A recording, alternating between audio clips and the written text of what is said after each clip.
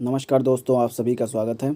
आज के इस वीडियो में हम बात करेंगे मोस्ट इम्पॉर्टेंट टॉपिक जो कि हर स्टूडेंट्स के लिए ज़रूरी है जानना के बारे में। जैसा कि आप सभी जानते हैं, भारत सरकार ने राष्ट्रीय शिक्षा नीति 2020 को लॉन्च किया है। दोस्तों, भारत की जो ये शिक्षा प्रणाली है काफ़ी हद तक विकसित देशों की शिक्षा प्रणाली के समरूप ही है। पहले क्या होता था, पहले की शिक्षा प्रणाली 10+2 पैटर्न पर आधारित होती थी, लेकिन जो ये राष्ट्रीय शिक्षा प्रणाली 2020 या नेशनल एजुकेशन पॉलिसी 2020 है, यह शिक्षा प्रणाली 5+3+3+4 के पैटर्न पर आधारित रहेगी। इस पैटर्न में आपको काफ़ी हद तक आपको पढ़ने में मज़ा आएगा, क्योंकि भाई ये जो पैटर्न है ना, ये आपके पूरी तरीके से आपके ऊपर छोड़ा गया है कि आप पढ़ाई कैसे करते हैं। पहले क्या होता था कि चीज़ें आपके ऊपर थोप दी जाती कि ये चीज़ पढ़ना है, लेकिन अब ऐसा बिल्कुल नहीं है। इस शिक्षा प्रणाली के आने के बाद आपको पढ़ाई में मज़ा आएगा।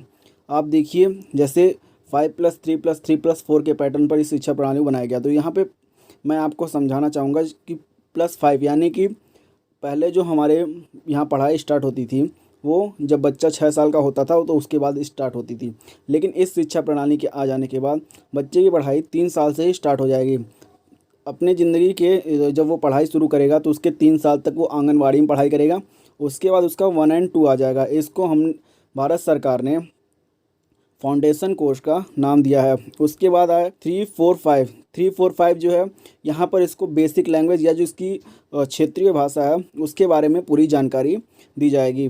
उसके बाद यहाँ पे 6-7-8 यहाँ पे कंप्यूटर को अनिवार्य कर दिया गया है। यहाँ पे हर बच्चे को कोडिंग पढ़ाई जाएगी, ठीक है। उसके बाद 9, 10, 11, 12 यहाँ पे आपको अपनी पसंद के सब्जेक्ट सेलेक्ट करने का पूरा हक रहेगा। जैसे पहले क्या होता था, सब्जेक्ट चॉइस बहुत कम थी। साइंस साइड है, आर्ट साइड है या कॉमर्स साइड है, यही 3-4 साइड आपके पास रहते थे। तो कोई एक सब्जेक्ट आप लेके पढ़ते थे तो बाद में बहुत दिक्कत होती, भाई मैं कुछ और पढ़ना चाह रहा था, सिर्फ उसकी जानकारी चाहिए थी। तो इसमें नहीं है। इसमें जैसे आपने मान लीजिए आप अपने हिसाब से सब्जेक्ट का सिलेक्शन कर सकते हैं। भाई मैं अभी कुछ साल पहले ही ग्रेजुएट हुआ हूँ, तो मुझे इस शिक्षा प्रणाली जब ये आई तो मुझे अब एकदम से लग रहा है कि मैं अपने आप को ठगा हुआ महसूस कर रहा हूँ। मुझे भी इस शिक्षा प्रणाली में पढ़ाई करनी चाहिए थी, लेकिन अब कोई नहीं, अब ग्रेजुएट तो हो गया हूँ मैं। इसलिए आप लोग इस शिक्षा प्रणाली के बारे में जानकारी इस वीडियो में प्राप्त करेंगे। टॉप 10 पॉइंट के बारे में बात करेंगे जो कि आपको जानना बहुत ज़रूरी है, ठीक है। ज़्यादा बड़ा नहीं पॉइंट, ज़्यादा डिटेल में डिस्कस नहीं करेंगे। मेन पॉइंट है उसके बारे में जानेंगे। ज़्यादा डिटेल में क्या है भाई, सर के ऊपर से जाने लगता है। तो अगर आप इस वीडियो को देख रहे हैं तो मैं आपको श्योरिटी दिलाता हूँ कि शॉर्ट फॉर्म में बात करेंगे जिससे कि आपको समझ में आएगा। चलिए शुरू करते हैं। चलिए अब बात करते हैं टॉप 10 पॉइंट्स के बारे में, ठीक है। पहला पॉइंट है आपका, नई शिक्षा नीति का उद्देश्य 2030 तक स्कूली शिक्षा में 100% GER के साथ पूर्व विद्यालय से माध्यमिक स्तर तक की शिक्षा के सार्वभौमिकरण का लक्ष्य है। अब बात करते हैं GER क्या है, ठीक है। GER मतलब है जनरल एजुकेशनल रेशियो। जैसे मान लीजिए मेरी उम्र 16 साल है, ठीक है।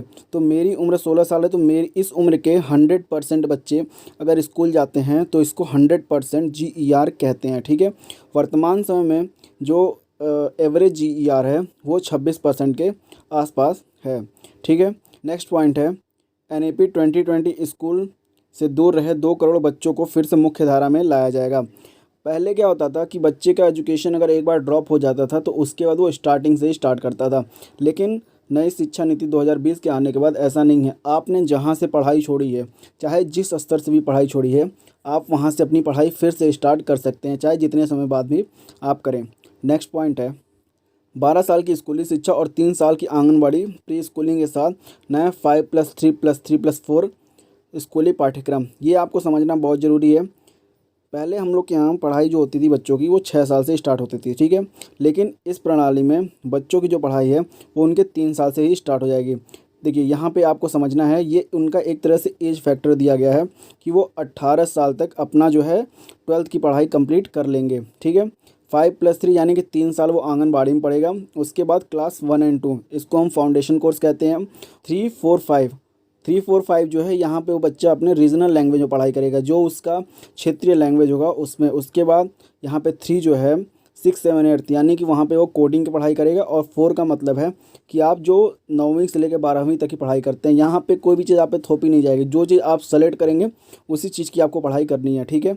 मान लीजिए जैसे पहले क्या होता था, साइंस, कॉमर्स, आर्ट्स ये सब्जेक्ट होते थे। बच्चा अगर इसमें से एक सब्जेक्ट लेके चलता था, दूसरा सब्जेक्ट वो नहीं पढ़ पाता था, ठीक है। लेकिन इसमें नहीं है, आप कुछ भी लेके पढ़ाई कीजिए, आप जो चाहें पढ़ सकते हैं, एकदम आप फ्री माइंड हो गए, इसमें आपको टेंशन बिल्कुल नहीं होगा, ठीक है। पढ़ने, लिखने और गणना करने की बुनियादी योग्यता पर जोर। स्कूलों में शैक्षणिक धाराओं, पाठ्येतर गतिविधियों और व्यावसायिक शिक्षा के बीच खास अंतर नहीं। इंटर्नशिप के साथ कक्षा 6 से व्यावसायिक कार्यक्रम शुरू। पहले होता था कि सिर्फ पढ़ाई पे जोर दिया जाता था, जो जितना रट सकता था रट लेता था।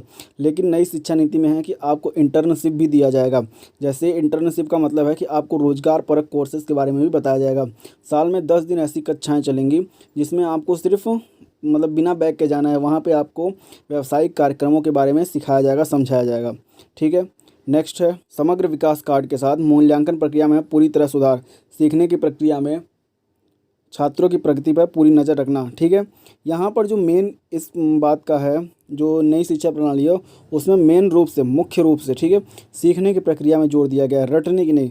पहले रटते थे लेकिन अभी सीखने की ज़रूरत है, ठीक है। उच्च शिक्षा में GER को 2035 तक 50% में बढ़ाया जाना। उच्च शिक्षा में 3.5 करोड़ नई सीटें जोड़ना। GER के बारे में मैंने आप लोग बताया कि जो उम्र है, जो आपकी वर्तमान उम्र है, अगर उस उम्र के 100% बच्चे स्कूल जा रहे हैं तो उस वहाँ का GER जो होता है वो 100% माना जाएगा।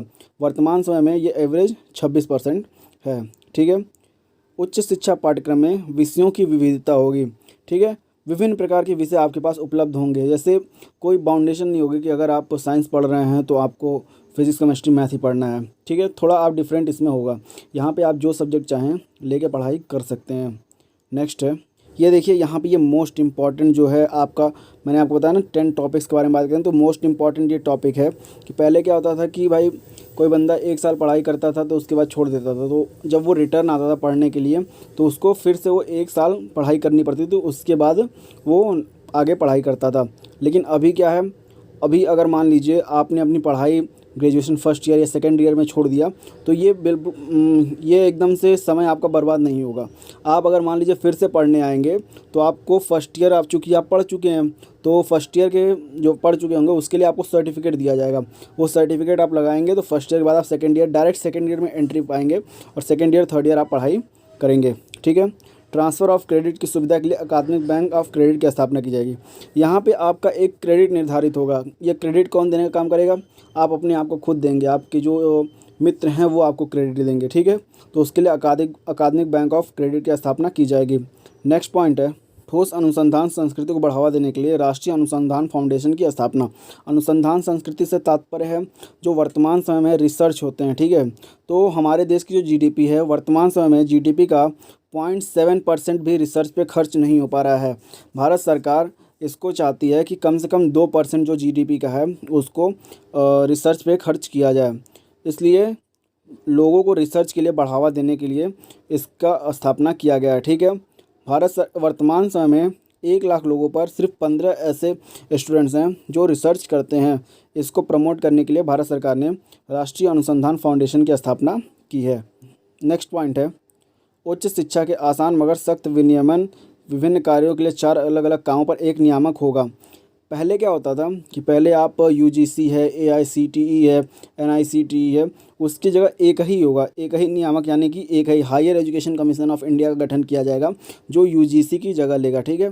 सब कुछ अब higher education commission of India के अंतर्गत ही आ जाएगा। 10 जगह आपको जाने की जरूरत नहीं रहेगी, आप higher education commission of India जाएंगे, वहाँ से आपका सारा काम हो जाएगा। नेक्स्ट पॉइंट है महाविद्यालयों को 15 वर्षों में चरणबद्ध स्वायत्तता के साथ संबद्धता प्रणाली पूरी की जाएगी। वर्तमान समय में कोई ना कोई, जैसे मान लीजिए महाविद्यालय है या विद्यालय है तो किसी न किसी कॉलेज से अटैच है, लेकिन 15 वर्ष मतलब 15 साल के अंदर उसको पूरी तरह से स्वतंत्र कर दिया जाएगा, वो खुद अपनी डिग्री देने लगेगा। NEP 2020 में ज़रूरत के हिसाब से प्रौद्योगिकी के उपयोग पर जोर। राष्ट्रीय शिक्षा प्रौद्योगिकी मंच की स्थापना की जाएगी। नेक्स्ट पॉइंट है NEP 2020 में जेंडर इंक्लूजन फंड और वंचित इलाकों तथा समूहों के लिए विशेष शिक्षा क्षेत्र की स्थापना की जाएगी।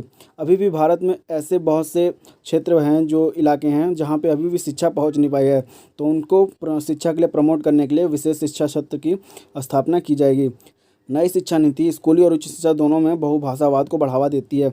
पाली, फारसी और प्राकृत के लिए राष्ट्रीय संस्था भारतीय अनुवाद और व्याख्या संस्थान की स्थापना की जाएगी। ठीक है, अब आपको कम से कम आपको 2 भाषाओं के बारे में पढ़ाया जाएगा। ठीक है दोस्तों, उम्मीद करता हूँ कि ये जो टॉप 10 पॉइंट्स थे ये आपको समझ में आ गए होंगे, क्योंकि भाई ये बहुत ही इंपॉर्टेंट जो टॉपिक है भारतीय शिक्षा नीति, इस पर बहुत से बहस होते रहे हैं कि हमारे यहाँ जो शिक्षा की नीति है उसमें लोग रटते बहुत थे, तो जो परसेंटेज आता था वो परसेंटेज के बेसिस पे सामने वाले की योग्यता देखते थे। लेकिन अभी इस शिक्षा प्रणाली के लागू होने के बाद से ऐसा कुछ नहीं रह जाएगा।